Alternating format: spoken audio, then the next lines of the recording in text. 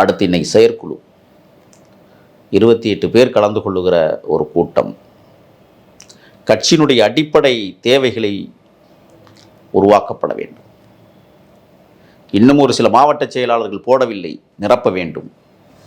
6 மாத காலம்தான் தேர்தலுக்கு இருக்கிறது. இன்றைக்கு பேசி முடிக்கப்படுவதை முதலில் இன்னும் ஆரம்பிக்கலை, நம்மளுக்கு செய்தி வந்துக்கிட்டு இருக்கு. முதலாக 41 உயிர்கள் காற்று மண்டலத்தில் கலந்து கொண்டிருக்கிற காற்றை சுவாசிக்கிற நாம் அந்த 41 பேருக்கும் அஞ்சலி செலுத்தும் வண்ணம் அமைதியாக இருப்பதற்கான கூறுகளை உருவாக்குவார்கள். களத்தை எப்படி அமைப்பது, தளத்தை எப்படி மாற்றுவது என்பதை இன்றைக்கு விரிவாக பேச இருக்கிறார்கள். தேர்தல் பிரிவு மேலாண்மை பொதுச் செயலாளர் அண்ணன் ஆதவ் அர்ச்சுனா ஒரு நீண்ட நெடிய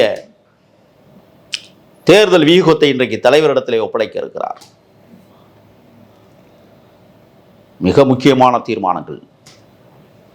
கட்சிக்குள் வேலை செய்யாதவர்கள் விரட்டியடிக்கப்பட போகிறார்கள். பமாத்து வேலையெல்லாம் இன்னமே அந்த கட்சிக்குள்ள நடக்காது, ஏமாத்துற வேலை இருக்காது.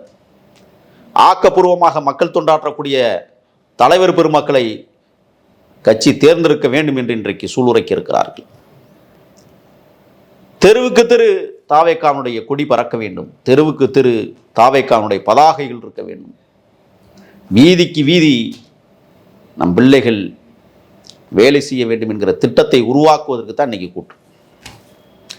நிறைய பேர் எழுதுவான், யாரோட கூட்டணி, கூட்டணிக்கு அச்சாரம் விடுகிறார்களா, என் கூட்டணிக்கு பேச்சுவார்த்தை நடக்கலையா, போய் பார்த்தீங்களா, ஆதாரம் இருக்கா, சரி பேசட்டுமே, இல்லை இருந்துச்சு பேசட்டும். ஆமாம், 1 மாதமாக தான் வந்துக்கிட்டு இருக்கு.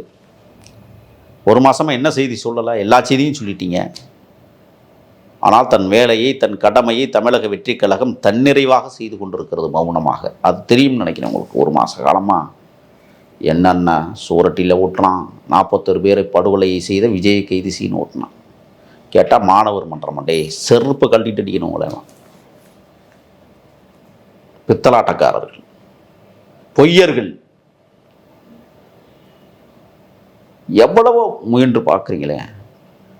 உங்களை பழி வாங்கிறதுக்கு நான் கோடிக்கணக்கில் செலவழிக்கலாமா?